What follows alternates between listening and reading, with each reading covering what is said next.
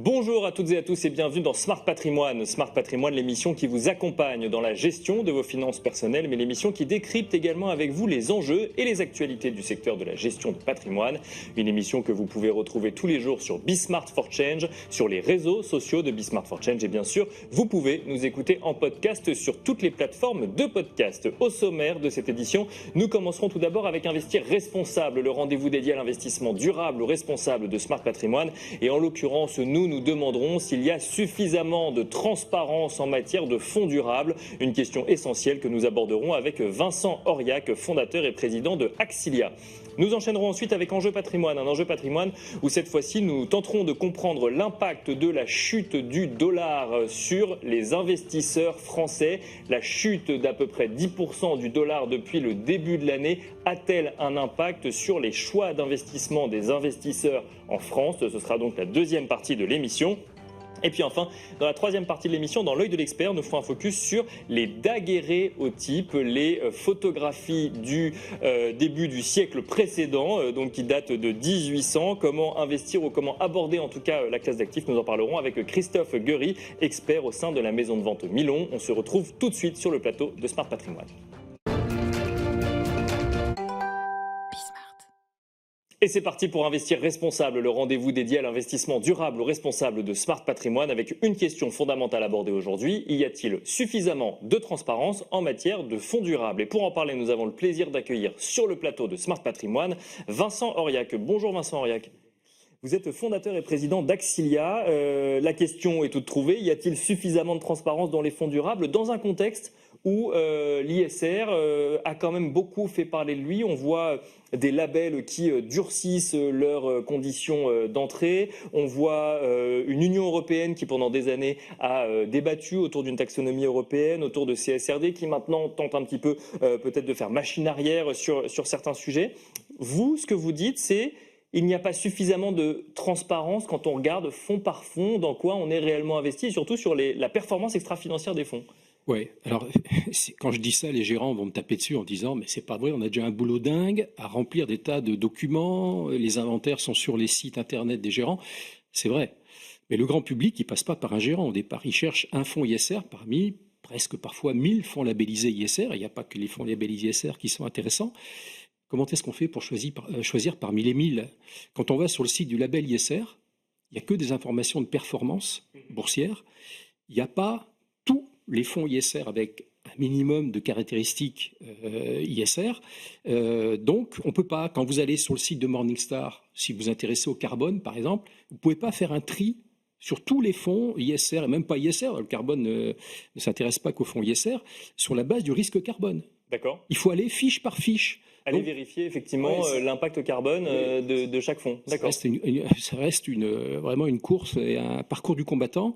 Donc oui, il y a de la transparence organisée pour chaque fonds, mais ce qui manque, c'est des points d'entrée qui donnent un regard à 360 degrés sur tous les fonds ISR. Et là, ça manque d'éléments. Et pourtant, on a des filtres. On a le filtre du label ISR, on a le filtre de la réglementation article 8, article 9, par exemple, qui permettent des points d'entrée pour comprendre dans quoi on investit et dans quoi on n'investit pas. Oui, mais au final, les articles 8 qui sont relativement nombreux, les articles 9 qui sont très, très peu nombreux dans les fonds, donc si on compte les 8 et 9, les fonds les plus exigeants, les 9, ça doit représenter 3 à 5% du nombre. Donc c'est à peu près là-dedans qu'on est certain de trouver des fonds exigeants.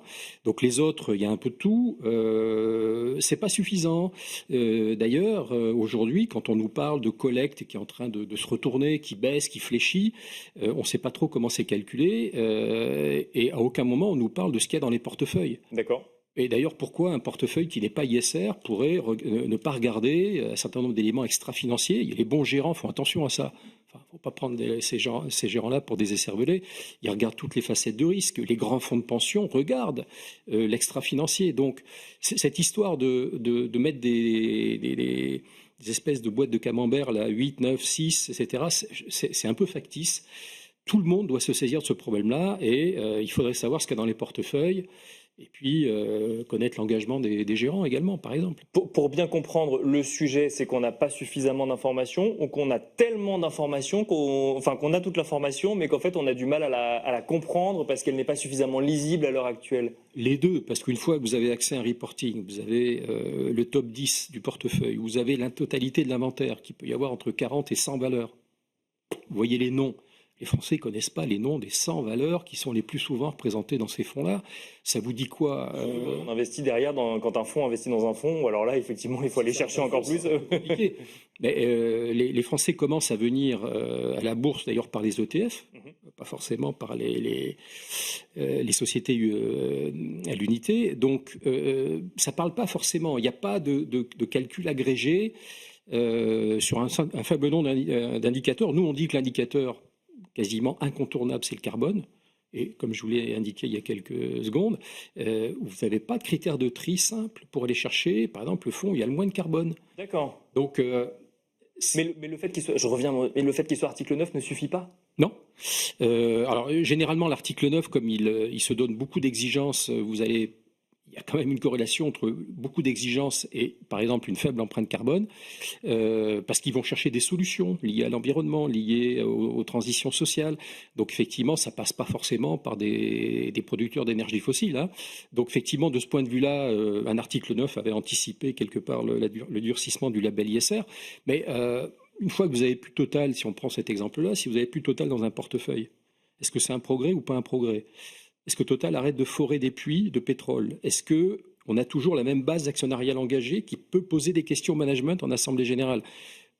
Les fonds ISR pesaient 3 à 4% du capital de Total. Ils sont partis.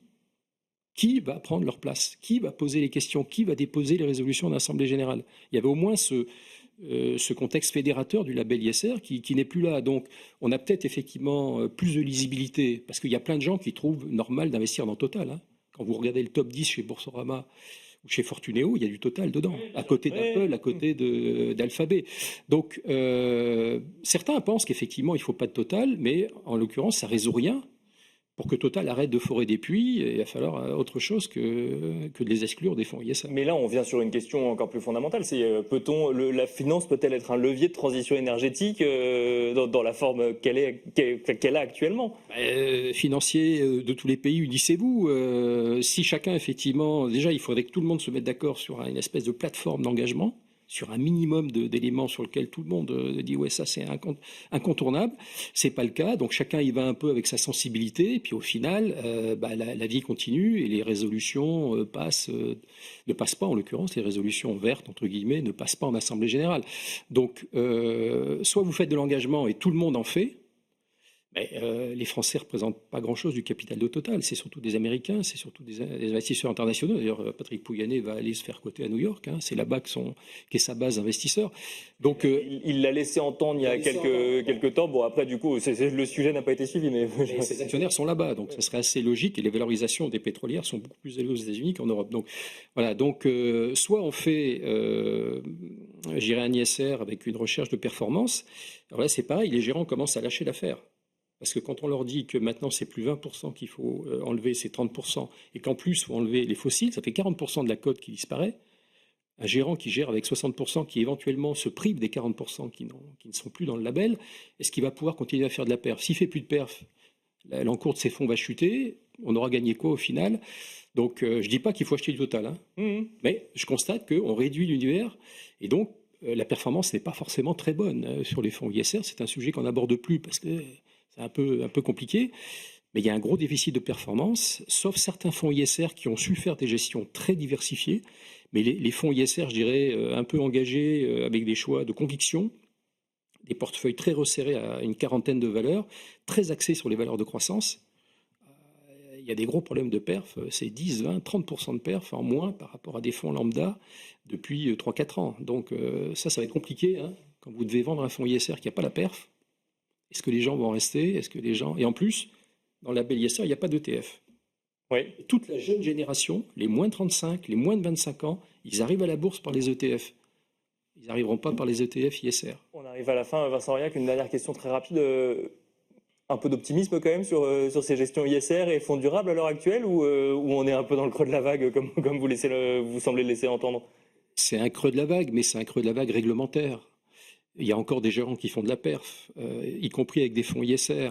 Il y a des fonds de pension qui lâchent pas l'affaire. Il y a de la collecte sur des fonds orientés climat, hein, des PAB, des CTB. Non, c'est réglementaire. Et les fonds de pension travaillent là-dessus. Il y a des fonds de pension qui travaillent maintenant avec les satellites pour identifier les risques. On est très loin de la notation ESG, ça, je peux vous le dire, c'est fini. Merci beaucoup Vincent Auriac de nous avoir accompagnés dans Smart Patrimoine. Je rappelle que vous êtes fondateur et président d'Axilia. Merci beaucoup. Merci. Et quant à nous, on se retrouve tout de suite dans Enjeu Patrimoine. Le recul du dollar a-t-il un impact sur les investisseurs français et sur les choix d'investissement faits par les épargnants français? Voilà le sujet qui va nous animer à présent dans Enjeu Patrimoine. Et pour en parler, nous avons le plaisir de recevoir sur le plateau Enguerrand Artaz. Bonjour Enguerrand Artaz. Bonjour Nicolas. Vous êtes stratégiste et gérant au sein de la financière de l'Échiquier. Alors on va essayer de comprendre ensemble quel impact peut avoir, j'ai dit le recul, mais même la chute du dollar, sur des choix d'investissement réalisés par des professionnels, des conseillers en gestion de patrimoine ou des ingénieurs patrimoniaux, ou des particuliers directement en France. Le dollar a perdu près de 10% depuis le début de l'année. Morgan Stanley disait dans une étude que je lisais il y a quelques jours que la banque s'attend, ou en tout cas les analystes de la banque s'attendent à ce que le dollar repère de 10%, au moins 10% d'ici la fin de l'année 2025. Est-ce que ça a un impact concret sur effectivement des stratégies de gestion active, on l'imagine bien, surtout aux États-Unis, mais est-ce que ça a un impact sur les investisseurs français qui doivent faire des choix d'allocation en 2025 ? Effectivement, la question se pose parce que nous, on a un scénario d'ailleurs qui est assez proche de Morgan Stanley. Alors, est-ce que ce sera d'ici la fin de l'année ou est-ce que ça prendra un peu plus de temps ? On ne sait pas trop, mais on a plutôt le sentiment qu'on est au début d'un cycle baissier du dollar. Donc, retourner au niveau d'équilibre euro-dollar qui est autour de 1,23, c'est-à-dire encore à peu près 10% de baisse supplémentaire, voire un peu au-delà, ça nous semble crédible. Donc, du coup, forcément, la question se pose. Ça veut dire 1% de baisse du dollar sur un an quand même. C'est ça. Alors, ça prendra peut-être un peu plus d'un an. C'est pour ça que d'ici la fin de l'année, on n'est pas sûr. Mais mais on a déjà vécu des cycles comme ça. Et effectivement, la question qui se pose, c'est qu'est-ce qu'on fait des actifs américains d'une manière générale, parce que la plupart des investisseurs, quand ils détiennent des actifs américains, même les investisseurs européens, ils les détiennent en dollars. C'est rare de couvrir la devise. Et donc la question qui se pose aujourd'hui, c'est est-ce que finalement on continue à détenir des actifs américains et donc au travers des actifs américains du dollar. Quand j'ai du Apple, du Nvidia, du Tesla, du Microsoft, je détiens en dollars et ça peut avoir un impact sur mes investissements. Tout à fait. C'est pour notamment, si on regarde depuis le début de l'année, alors il y a une sous-performance des actions américaines versus des actions européennes, même en devise locale, mais qui est accentuée par la baisse du dollar. Et donc, pour un investisseur, la question se pose, parce que même si on a deux marchés actions qui font à peu près la même performance, si on en a un où la devise perd 10-15%, pour un investisseur en euros, c'est pas très confortable. Oui, bien sûr. Donc, il y a deux solutions. Ou bien on se dit, on sort des actifs américains, on se recentre sur les actifs européens, ou on se diversifie sur des actifs d'autres zones géographiques, ou alors on couvre l'exposition au dollar. Ce qui peut être, je dirais, assez simple pour un gérant global ou multi-actif qui a cette faculté-là, ça peut être plus compliqué pour un conseiller en gestion de patrimoine ou pour un particulier qui n'a pas forcément accès directement aux contrats futurs pour couvrir les expositions. Si on veut couvrir, on va sur des contrats futurs, sur des options, et là, pour le coup, on va vraiment faire de la couverture de devises. Tout à fait. D'accord, oui, ce qui peut être un petit peu plus compliqué. Qui peut être plus compliqué. L'autre possibilité aussi, pour aller un peu dans le même sens, c'est de prendre des produits qui sont déjà directement couverts. Vous avez des produits aujourd'hui, que ce soit des ETF ou des fonds actifs, qui sont investis sur des actions américaines, mais qui sont dans lequel le dollar est déjà couvert contre euro. Donc ça peut être aussi une solution d'avoir une partie de son exposition aux actifs américains via ce type d'instrument et peut-être une partie qui reste exposée au dollar parce qu'évidemment si on était sûr et certain que le dollar baissait de 10%, ça serait simple, mais on n'en est jamais tout à fait certain. Mais Enguerrand Artaz, pour bien comprendre, et puis surtout parce que j'imagine que c'est ce que se disent un certain nombre de gens, c'est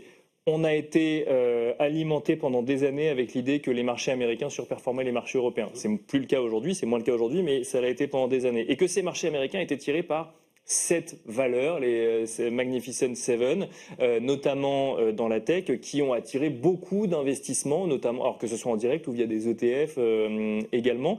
Et là, en fait, alors même qu'on voit des performances dans les résultats qui continuent à fonctionner, il y a ce facteur dollar à prendre en compte pour dire bah oui, en fait, même si Nvidia publie des résultats qui sont encore meilleurs qu'attendus, n'oubliez pas que vous êtes européen et vous investissez en dollars, donc vous allez subir quelque part l'effet de change. Bien sûr, il faut le prendre en compte. Et en plus, quelque part, le dollar, il traduit, la baisse du dollar, elle traduit une forme de hausse de la prime de risque, de la perception du risque envers les actifs américains. Et donc la question, c'est toujours la même chose sur les marchés actions. C'est pas tellement est-ce que l'entreprise délivre ou a des bons résultats. On le sait, pour ces entreprises-là, les résultats sont très bons, que la tendance de long terme est bonne. Il n'y a pas tellement de questions là-dessus. La question, c'est à quel prix aussi je l'achète. Aujourd'hui, on a des valorisations qui sont élevées. Et donc, quelque part, avec des valorisations élevées, une hausse de la perception du risque et une tendance à la baisse sur le dollar, malgré la qualité de ces entreprises-là, est-ce qu'on est encore suffisamment rémunéré ? C'est peut-être la question qu'il faut se poser. Et c'est la question qu'il faut se poser à l'heure actuelle ? C'est la question que vous vous posez à l'heure actuelle, par exemple ? Oui, tout à fait. Je pense qu'en tout cas, il faut aujourd'hui diversifier ces expositions. On a eu sur la fin d'année dernière une tendance, nous on le voyait dans les discussions avec nos clients, où les actions américaines marchaient tellement bien qu'on avait envie d'avoir que ça. Bon, là, on a eu totalement l'effet inverse depuis le début de l'année. Hein. Bien sûr. Donc, ça a peut-être été d'ailleurs un peu rapide, mais en tout cas, ça démontre bien qu'il faut se diversifier, que ce soit en termes de secteurs, de typologie d'actifs, mais aussi de zones géographiques et d'exposition aux devises. Ça ne veut pas dire que les actions américaines ou les actifs américains, d'une manière générale, n'ont plus d'intérêt. Ça veut dire qu'il faut peut-être mitiger un peu ce risque-là, et notamment le risque dollar, et en allant vers des zones, notamment en Europe, où on retrouve de la croissance et on n'a pas ce risque de devise, puisqu'évidemment, on est en euros. Est-ce que du coup il y a un effet inverse et est-ce qu'un investissement en euros sur des actions européennes qui surperforment les marchés américains est plutôt effectivement source de performance supplémentaire aujourd'hui ? Je ne sais pas, parce que des investisseurs américains viendraient investir en euros aussi et que ça ferait gonfler peut-être un petit peu les valorisations, ou en tout cas les valeurs des actifs. En tout cas, ce qui est intéressant, c'est qu'on voit depuis quelques semaines des flux revenir sur les actions européennes. Ce n'était plus le cas depuis presque 3 ans. Et ce qui est intéressant, c'est que ces flux-là, ils viennent pas encore des investisseurs européens, ils viennent des investisseurs internationaux plutôt. D'accord. Qui ont, alors ça viendra sûrement des investisseurs européens, mais on a plutôt les investisseurs internationaux globaux qui baissent leur risque États-Unis, donc risque action, mais risque dollar aussi notamment, et qui reviennent vers la zone finalement qui aujourd'hui paraît la plus stable et je dirais la plus lisible en termes de perspective de croissance qu'est l'Europe. Donc effectivement, on peut avoir ce phénomène-là, où on a une partie de tous ces flux qui sont concentrés aux États-Unis depuis plusieurs années, qui revient un petit peu sur les actifs européens, et ça, évidemment, ça peut participer à faire augmenter un peu les valorisations, et en tout cas, à amener un surcroît de performance. Est-ce que tout ce qu'on se dit sera caduc le 9 juillet, après 3 mois de pause, suite à l'annonce des droits de douane de Donald Trump, ou ça reste de toute façon un scénario valable dans le contexte d'incertitude qu'on a à l'heure actuelle ?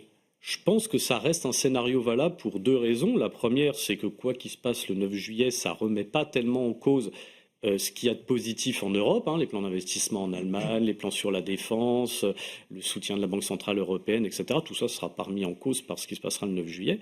Et d'un autre côté, même si on revient en arrière le 9 juillet, si on annule définitivement les tarifs réciproques, etc., je pense quand même que la confiance envers la politique américaine et envers l'investissement aux États-Unis risque d'être durablement affecté. On a eu d'autres mesures proposées, notamment la section 899, en gros, qui peut avoir des mesures de rétorsion envers les entreprises. Big Beautiful Bill, bien sûr. Oui. En fait, tout ça fait qu'il y a un contexte de défiance quand même sur l'investissement aux États-Unis. Et ça pèse pas tellement sur les actions parce qu'on a toujours le particulier américain qui achète beaucoup. Par contre, ça pèse quand même sur le dollar. Et je pense que ça a vocation à continuer. Dernière question, Enguerrand Artaz, rapidement. On a parlé de diversification géographique, donc Europe face au dollar. Est-ce qu'il y a d'autres endroits pour un investisseur français particulier ou un conseiller en gestion de patrimoine où il peut être intéressant d'aller regarder sans prendre trop de risques géopolitiques ? Je pense que d'une manière générale, revenir petit à petit sur les marchés émergents n'est pas une mauvaise idée aujourd'hui. Les marchés émergents bénéficient toujours d'un affaiblissement du dollar, entre autres parce que du coup les importations de matières premières ou autres sont moins coûteuses pour eux. On a dans la plupart des pays une relative lisibilité sur la croissance, même si elle est toujours un peu plus heurtée dans les pays émergents que dans les pays développés.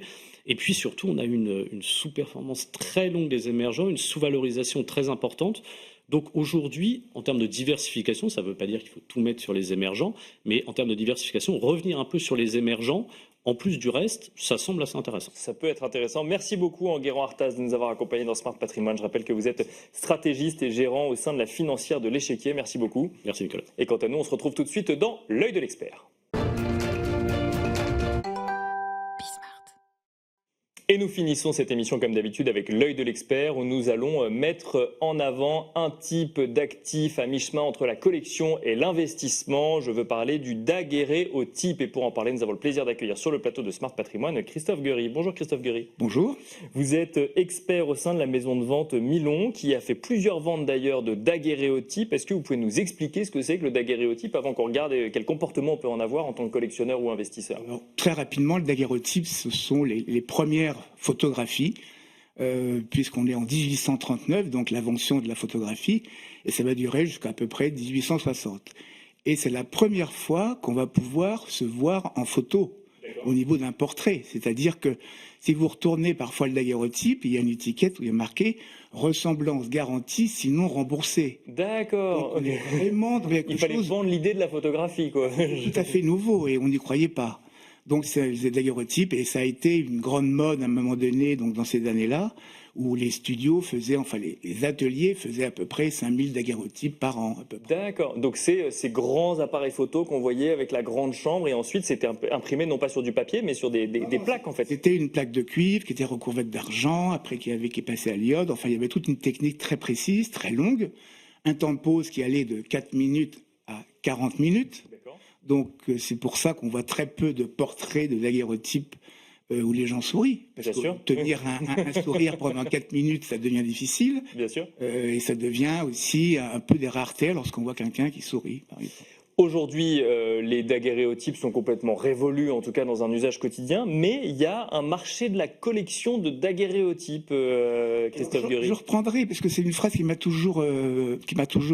toujours aimé, une phrase d'Abel Gans qui disait « Le temps de l'image est venu ». On est en 1920, donc après, et ça veut dire qu'effectivement, on a des images partout, etc., mais qui vont disparaître, parce que c'est des images numériques.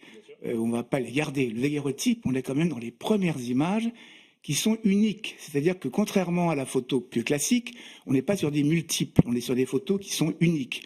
Donc là, on est sur des biens beaucoup plus précieux au niveau de valeur, si vous voulez. Donc ça, c'est quand même très intéressant de faire ce point. Et qu'est-ce qui fait la valeur d'un daguerréotype? Qu'est-ce qui fait qu'un collectionneur se déplace aujourd'hui dans une maison de vente pour acheter le portrait d'un homme ou d'une femme du début du siècle avec qui il n'a pas forcément de lien particulier? Alors le problème de daguerréotype, c'est qu'on peut trouver des daguerréotypes autour de 50 €.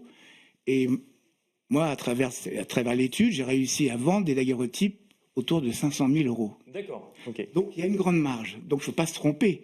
Mais c'est assez facile en fait, parce qu'il faut choisir des choses qui sont des daguerréotypes qui sont rares. Et la rareté, c'est quoi? C'est finalement une prise de vue extérieure, c'est un personnage qui a dans les mains quelque chose un peu spécifique, soit par travers son métier, soit à travers une aventure qu'il peut avoir. Donc voilà, on va chercher des images qui sont rares dans l'image avant tout. D'accord, on va chercher des scènes quelque part, quoi. On va chercher aussi quoi, un témoignage historique ou pas forcément? On peut avoir un témoignage historique, bien sûr, il y a quelques témoignages historiques, c'est beaucoup plus rare, parce que le temps de pause étant quand même très long, les personnages disparaissent, et ils deviennent des fantômes, c'est-à-dire ils disparaissent à l'image. Bien sûr. Ouais. Donc il reste quand même, mais il reste aussi des endroits qui à l'époque n'étaient pas visités. Je parle de l'Égypte, je parle du Liban, je parle de tous ces pays-là, de la Grèce, qui ont été parcourus par des grands daguerréotypistes et qui ont fait des images qui sont les premières images, les premières photos de ces endroits. On dit daguerréotypiste, c'est ça? Tout à fait, oui, et ça vient de Daguerre,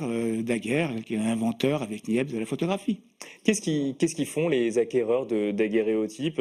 On les achète avant tout pour les exposer parce qu'on a un lien avec l'œuvre, on les achète parce qu'on est passionné de daguerréotypes comme on a pu être passionné de timbre à un moment, ou on les achète parce que derrière on se dit que ça peut prendre de la valeur aussi, comme on peut parfois acheter certains tableaux ou œuvres d'art parce qu'on veut que ça prenne de la valeur. Alors, je pense que c'est d'abord un investissement plaisir. C'est sûr qu'il y a le collectionneur, mais tout collectionneur, à un moment donné, va toujours plus loin. À un moment donné, il va aller chercher l'image rare, l'image plus chère, l'image qui, effectivement, le jour où il va la revendre, il aura le plaisir de voir qu'il ne s'est pas trompé au niveau de son regard.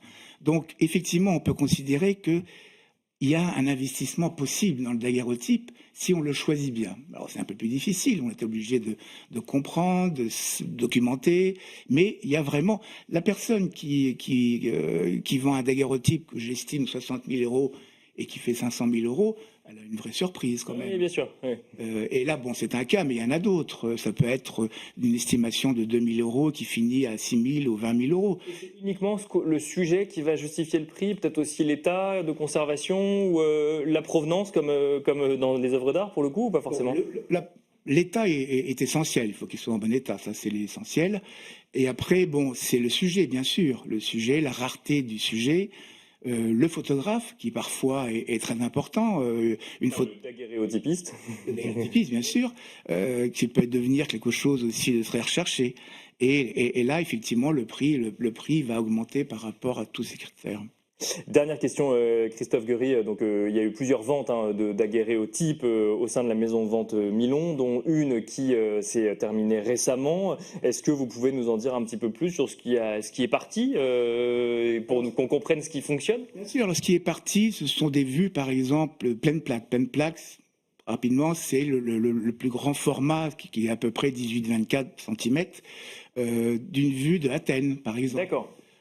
Donc une vue d'Athènes, on est quand même en 1850, donc on est quand même dans une époque où on ne se promène pas aussi facilement. Bien sûr. Et là, on prend une photo qui reste quand même une des premières vues d'Athènes, ou d'autres vues qui sont des vues. Alors là, on se retourne en France, on va voir des vues de Nantes, ou même, si vous voulez, des vues tout simplement des nus, qui sont aussi très artistiques pour l'époque, ou très en avance sur la photographie de nu pour l'époque.